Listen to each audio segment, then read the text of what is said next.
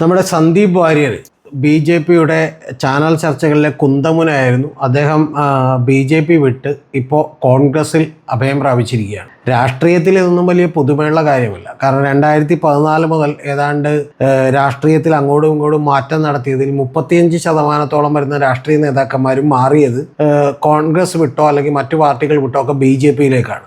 അത് മാറാനുണ്ടായ കാരണം എന്താണ് എന്നൊന്നും ഞാൻ വിശദീകരിക്കേണ്ട കാര്യമില്ലല്ലോ, നിങ്ങൾക്കറിയാം. പക്ഷെ വളരെ അപൂർവമായിട്ടാണ് ബി.ജെ.പിയിൽ നിന്ന് മറ്റു പാർട്ടികളിലേക്കൊക്കെ മാറ്റങ്ങൾ നടക്കുക എന്ന് പറയുന്നത്. അതിപ്പോൾ നമുക്കറിയാം, കഴിഞ്ഞ തവണ കർണാടകത്തിൻ്റെ തെരഞ്ഞെടുപ്പ് നടന്നപ്പോൾ അതിനു മുമ്പ് ഏതാനും ചില ബി.ജെ.പിക്കാരൊക്കെ വിട്ടിട്ട് നേരെ കോൺഗ്രസിലേക്ക് പോയിരുന്നു. അത് ഹരിയാനയിലൊക്കെ കുറച്ചങ്ങനെ സംഭവിച്ചിരുന്നു. അപ്പോൾ അതാത് സ്ഥലങ്ങളിൽ നിൽക്കാൻ ഏതാണ് സൗകര്യം എന്ന് നോക്കിയാണ് ഈ രാഷ്ട്രീയക്കാരൊക്കെ അങ്ങോട്ടും ഇങ്ങോട്ടും മാറുന്നത്. അല്ലാതെ ഇതെല്ലാം തന്നെ ഏതാണ്ട് ആമാശയപരമാണ്. അല്ലാതെ ആശയപരമായിട്ടുള്ള വലിയ പ്രതിബദ്ധതയൊന്നും ഇതിനകത്തില്ല എന്നുള്ളത് സാധാരണ അണികളൊക്കെ ഇനിയെങ്കിലും മനസ്സിലാക്കേണ്ടതാണ്. നേരത്തേക്ക് മറ്റു പല രാഷ്ട്രീയ പാർട്ടികളിൽ നിന്നും കോൺഗ്രസിലേക്കാണ് മാറിക്കൊണ്ടിരുന്നത്. അതിൻ്റെയൊക്കെ കാരണം നിങ്ങൾക്കറിയാം. പ്രാദേശിക പാർട്ടികളിൽ നിന്ന് കോൺഗ്രസിലേക്ക് മാറുന്നതാണ് ലാഭകരമായിരുന്നത് നേരത്തെ. പിന്നെ ഇപ്പോൾ കോൺഗ്രസിന് കുറച്ച് ക്ഷീണകാലമായതുകൊണ്ട് കോൺഗ്രസിൽ നിന്ന് ബി.ജെ.പിയിലേക്ക് മാറുന്നതാണ് ലാഭം. അപ്പോൾ ഇപ്പോൾ ആസാമിന്റെ മുഖ്യമന്ത്രി ഹേമന്ത ബിശ്വ ശർമ്മയൊക്കെ തന്നെ അങ്ങനെ കോൺഗ്രസിൽ നിന്ന് മാറിപ്പോയിട്ടുള്ള ആളുകളാണ്. പല സ്ഥലങ്ങളിൽ ഒരുമിച്ചൊരു പാർട്ടി ഒന്നടങ്കം തന്നെ സ്റ്റേറ്റുകളിൽ മാറിപ്പോയിട്ടുണ്ട്. ഇപ്പോൾ ഗോവയിൽ, ത്രിപുരയിൽ, അങ്ങനെ പല സ്ഥലങ്ങളിലൊക്കെ അത് സംഭവിച്ചിട്ടുണ്ട്. ഇവിടെ നമ്മുടെ സന്ദീപ് വാര്യർ ഒറ്റക്കാണ് കോൺഗ്രസിലേക്ക് പോയിരിക്കുന്നത്. അപ്പോൾ അദ്ദേഹത്തിന് കോൺഗ്രസിലേക്ക് പോകാൻ കാരണം എന്ത് എന്ന് ചോദിച്ചിട്ടുണ്ടെങ്കിൽ, അദ്ദേഹം ആദ്യം CPM-ഉമായും പിന്നെ CPI-യുമായിട്ടൊക്കെ നിരവധി ചർച്ചകളൊക്കെ നടത്തിയിരുന്നു. അപ്പോൾ ഇതിൽ ഐഡിയോളജിയുടെ ഒന്നും വലിയ പ്രശ്നമില്ല. നമുക്ക് ഏതാണ് സൗകര്യം എന്ന് വിചാരിച്ച് പൈസയായി മാറാൻ കഴിയാവുന്ന കാര്യമേ ഉള്ളൂ. അതിന് അദ്ദേഹത്തെ ഞാൻ കുറ്റപ്പെടുത്തുന്നൊന്നുമില്ല. കാരണം രാഷ്ട്രീയം എന്ന് പറയുന്നത് അവസരങ്ങളുടെ കലയാണ്. അവസരം എന്ന് പറഞ്ഞിട്ടുണ്ടെങ്കിൽ നാട് നന്നാക്കാൻ മാത്രമല്ല, അവനവൻ എന്തെങ്കിലും ഗുണമുണ്ടാകാനുള്ള അവസരങ്ങൾ കൂടി കൃത്യമായി അതിനകത്ത് നോക്കുന്നത് നന്നായിരിക്കും. ഇപ്പോൾ കോൺഗ്രസിൽ നിന്ന് പലതും നേടിയെടുത്തിട്ടുള്ള PC ചാക്കോ ഇപ്പോൾ എവിടെയാണെന്ന് ചോദിച്ചിട്ടുണ്ടെങ്കിൽ NCPയുടെ സംസ്ഥാന പ്രസിഡന്റാണ്. അപ്പോൾ അങ്ങനെയൊന്നും പെട്ടെന്ന് മാറാനോ ചെല്ലാനോ അവിടെ അധികാരം ഉറപ്പിക്കാനോ ഒന്നും വലിയ ബുദ്ധിമുട്ടില്ല. ഇപ്പോൾ സന്ദീപ് വാര്യർ എന്തായാലും 2026 ഏതെങ്കിലും മണ്ഡലത്തിൽ നിന്ന് MLA സീറ്റിലേക്ക് മത്സരിക്കും എന്നുള്ള കാര്യത്തിൽ ഉറപ്പാണ്. അത് ഷൊർണൂരായിരിക്കുമോ അതോ ഒറ്റപ്പാലമായിരിക്കുമോ എന്നുള്ളതിൽ മാത്രമേ സംശയമുള്ളൂ. പക്ഷെ മിക്കവാറും ഷൊർണൂർ തന്നെയായിരിക്കും. കാരണം ഷൊർണൂർ മത്സരിച്ച് കഴിഞ്ഞ തവണ ബി.ജെ.പിയുടെ വോട്ട് വർദ്ധിപ്പിച്ചതാണ് ഈ പറയുന്ന സന്ദീപ് വാര്യർ എന്ന് പറയുന്ന ആൾ. അദ്ദേഹത്തെ മാറ്റിയത് തന്നെ ഇത്തവണ വളരെ വിദഗ്ധമായിട്ടാണ്. ആ വിദഗ്ധമായിട്ട് മാറ്റാൻ വേണ്ടി ഒരു ചുമതല ഏൽപ്പിച്ചത് നമുക്കറിയാലോ. ഇപ്പോൾ VD സതീശനോ KC വേണുഗോപാലിനോ അല്ലെങ്കിൽ K സുധാകരനോ ഒന്നും വിളിച്ചിട്ട് സന്ദീപ് വാര്യരോട് നേരിട്ട് സംസാരിക്കാനൊന്നും കഴിയില്ല. അതൊക്കെ പിന്നെ റെക്കോർഡ് ചെയ്യപ്പെട്ടാലോ പുറത്തു പോയാലോ ഒക്കെ അത് വലിയ ബുദ്ധിമുട്ടാവും. അതുകൊണ്ട് ആ ചുമതല അവർ ഏൽപ്പിച്ചത് P ഹരിഗോവിന്ദൻ എന്ന് പറയുന്ന ഏതാണ്ട് ഒറ്റപ്പാലത്ത് തന്നെയൊക്കെ താമസിക്കുന്ന അയൽവക്കക്കാരൻ എന്ന് വേണമെങ്കിൽ പറയാവുന്ന ഒരാളെയാണ് ഈ സന്ദീപ് വാര്യരുടെ. അപ്പോൾ അദ്ദേഹത്തിന്റെ അമ്മയൊക്കെ തന്നെ ഈ ഹരിഗോവിന്ദൻ, അദ്ദേഹം അധ്യാപക സംഘടനയുടെ നേതാവായിരുന്നു. അദ്ദേഹത്തിന്റെ സംഘടനയിൽ പ്രവർത്തിച്ചിട്ടുണ്ട്. അമ്മയെ ഹെഡ് മിസ്ട്രസ് ആയിട്ട് റിട്ടയർ ചെയ്തതാണ്. അതുകൊണ്ട് അവരൊക്കെ തമ്മിൽ നല്ല പരിചയമുണ്ട്. അപ്പോൾ അങ്ങനെ തന്നെ അദ്ദേഹമാണ് ഈ പറയുന്ന സന്ദീപ് വാര്യരെ വിളിച്ച് കോൺടാക്ട് ചെയ്യുന്നതും അദ്ദേഹവുമായിട്ട് ബന്ധപ്പെടുന്നതൊക്കെ. അപ്പോൾ വിളിക്കുമ്പോൾ അദ്ദേഹം ബാംഗ്ലൂരായിരുന്നു. പിന്നീട് ഇവർ കർണാടകയിൽ കോയമ്പത്തൂർ വെച്ചാണ് ഇവർ കണ്ടത്. അപ്പോൾ അതിലേറ്റവും പ്രധാനപ്പെട്ട അടുത്ത റോള് വഹിച്ചതെന്ന് പറഞ്ഞാൽ PV മോഹനൻ എന്ന് പറയുന്ന ഒരു താരതമ്യേന യുവ നേതാവുണ്ട്. അദ്ദേഹം ഇപ്പോൾ AICCയുടെ ഇൻചാർജാണ്. ദക്ഷിൺ കന്നഡ അങ്ങനെ പല സംഘടനകളുടെയൊക്കെ നേതാവാണ്. യൂത്ത് കോൺഗ്രസിൻ്റെ നേതാവാണ്. അപ്പോൾ അദ്ദേഹം AICCയുടെ പ്രതിനിധിയായി ഇപ്പോൾ പാലക്കാട് തെരഞ്ഞെടുപ്പിൽ അദ്ദേഹത്തിന് കൂടി ചാർജ് ഉണ്ട്. അപ്പോൾ ഇവർ രണ്ടുപേരും കൂടിയാണ് കോയമ്പത്തൂരിൽ വെച്ചിട്ട് നമ്മുടെ സന്ദീപ് വാര്യരെ കാണുന്നത്. അപ്പോൾ സന്ദീപ് വാര്യർ ചോദിക്കുന്ന സീറ്റുകൾ കൊടുക്കാം എന്നുള്ളതാണ് നമ്മുടെ ഈ ഹരിഗോവിന്ദ് തന്നെ പറയുന്നത്.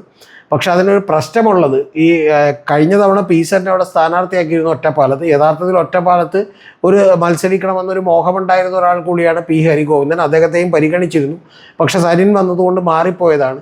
അപ്പോൾ ഇത്തവണ വീണ്ടും ഈ പറയുന്ന നമ്മുടെ സന്ദീപ് വാര്യരെ അങ്ങോട്ട് വിളിച്ചുകൊണ്ട് വന്നാൽ അതോ ഒരുപക്ഷെ അദ്ദേഹത്തിന് പാരയായേക്കും, അദ്ദേഹത്തിൻ്റെ സീറ്റ് നഷ്ടപ്പെട്ടേക്കാം. പക്ഷെ അദ്ദേഹം പറഞ്ഞ കുറച്ചുകൂടി വിശാല ഹൃദയനാണ്. അദ്ദേഹം പറയുന്നത് പാർട്ടി നന്നാവട്ടെ, അല്ലാതെ എല്ലാ സീറ്റുകളും നമുക്ക് വേണം എന്ന് വിചാരിച്ചാൽ പോരാ. പകരം നമ്മൾ ഏത് സീറ്റ് ചോദിച്ചാലും അത് കൊടുക്കും എന്നാണ് പറയുന്നത് സന്ദീപ് വാര്യർക്ക്. അത്തരത്തിലുള്ളൊരു ഡീൽ വളരെ കൃത്യമായി ഉണ്ടാക്കിയിരിക്കുന്നു. അപ്പോൾ അതുകൊണ്ട് തന്നെ ഷൊർണൂരായിരിക്കും ഒരുപക്ഷെ ഒരു 70-80% മറ്റു വ്യത്യാസങ്ങളൊന്നും ഉണ്ടായില്ലെങ്കിൽ അടുത്ത തവണ സന്ദീപ് വാര്യർ മത്സരിക്കുക. ജനങ്ങളൊക്കെ വോട്ട് ചെയ്യാൻ തീരുമാനിച്ചാൽ അദ്ദേഹം ജയിക്കാനുള്ള സാധ്യത വളരെ കൂടുതലാണ്. കാരണം CPM-ലൊക്കെ പോയിരുന്നെങ്കിൽ CPM-ൽ അദ്ദേഹം തന്നെ പറയുന്നുണ്ട് ഇപ്പോൾ ഷുവർ സീറ്റ് ഏത് വേണമെങ്കിലും തരാമെന്ന് പറഞ്ഞു, പക്ഷേ ജനങ്ങൾ വോട്ട് ചെയ്താലേ ജയിക്കുള്ളൂ. ഈ ഭരണം കഴിയുമ്പോൾ മിക്കവാറും ജനങ്ങളൊന്നും വോട്ട് ചെയ്യാൻ സാധ്യതയില്ല. അപ്പോൾ 2026 വരുമ്പോൾ തീർച്ചയായിട്ടും വലിയ സാധ്യതകളുള്ളത് കോൺഗ്രസിന് തന്നെയായിരിക്കും. അതുകൊണ്ട് ഷൊർണൂരിൽ നിന്നൊക്കെ വളരെ എളുപ്പത്തിൽ ജയിച്ചു പോകാൻ കഴിയുമായിരിക്കും സന്ദീപ് വാര്യർക്ക് എന്നാണ് വിചാരിക്കുന്നത്. പക്ഷേ അവിടെ RSSൻ്റെയും BJP-യുടെയൊക്കെ ആളുകൾ കുറേ കൂടി ആത്മാർത്ഥമായി പണിയെടുക്കും. കാരണം കൂട്ടത്തിലുള്ള ഒരുത്തൻ അങ്ങനെ അങ്ങോട്ട് നന്നായി പോകുന്നതും അവൻ MLA ആയിട്ടിരിക്കുന്നതൊന്നും അവർക്ക് രസിക്കില്ല എന്ന് നമുക്കറിയാം. എന്താണെങ്കിലും സന്ദീപ് വാര്യരെ സംബന്ധിച്ചോളം ഇതൊരു നേട്ടമാണ്. ഒരു 10-11 സീറ്റുകളിൽ ചിലപ്പോൾ ഇനിയിപ്പോൾ BJP ജയിച്ചാൽ പോലും അങ്ങനെ ജയിക്കാൻ സാധ്യതയുള്ള സീറ്റുകളൊന്നും എന്താണെങ്കിലും സന്ദീപ് വാര്യർക്ക് മത്സരിക്കാൻ 2026 കൊടുക്കാൻ BJPക്ക് ഒരു സാധ്യതയുമില്ല. അതുകൊണ്ട് ഇത്രയും നാൾ തന്നെ വലിയ അവഹേളനവും അപമാനവും ഒക്കെ നേരിടേണ്ടി വന്നതാണ്. അപ്പോൾ അതുകൊണ്ട് രാഷ്ട്രീയം എന്ന് പറയുന്നത് ഈ പറയുന്ന പോലെ ആമാശയത്തിന് വേണ്ടിയിട്ടുള്ള അവസരങ്ങളുടെ കൂടി കലയായതുകൊണ്ട് പോണയിലൊന്നും വലിയ വ്യത്യാസമില്ല. പിന്നെ നമുക്കൊക്കെ ഇദ്ദേഹത്തിൻ്റെ ഏറ്റവും പ്രധാനപ്പെട്ട ഒരു പ്രശ്നമെന്ന് പറയുന്നത് വളരെ തീവ്രമായ വാക്കുകൾ ഉപയോഗിക്കുകയും ഏറ്റവും ഒടുവിൽ പോലും ഏഷ്യാനെറ്റിലൊരു ലേഖകൻ, അദ്ദേഹം ഒരു ക്യാമ്പസ് പ്രോഗ്രാമൊക്കെ ചെയ്യുന്നതാണ്, അവിടെ ആ ക്യാമ്പസ് പ്രോഗ്രാമിൽ ഒരു പെൺകുട്ടി നരേന്ദ്രമോദിക്കെതിരെ വളരെ മോശമായി പ്രതികരിച്ചതിന് ഒരു അഭിപ്രായം പറഞ്ഞതിന്, മോശമായി പ്രതികരിച്ചു എന്ന് പറയാൻ പറ്റില്ല, അഭിപ്രായം പറഞ്ഞതിന് പോലും അവനെ ഉടനെ തന്നെ SDPI ആക്കുകയും വർഗീയവാദിയാക്കുകയും ജിഹാദിയാക്കുകയും ഒക്കെ ചെയ്തുകൊണ്ട് പല പോസ്റ്റുകളൊക്കെ സന്ദീപ് വാര്യർ ഇട്ടിട്ടുണ്ട്.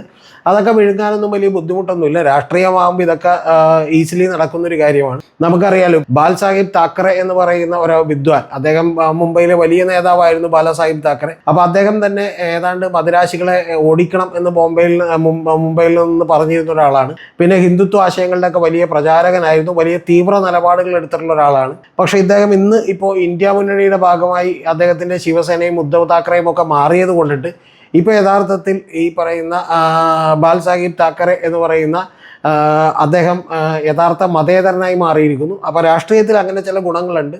നമുക്ക് ഏത് നിലപാടുകളും സ്വീകരിക്കാം, ഏത് സമയത്ത് വേണമെങ്കിലും മാറാം.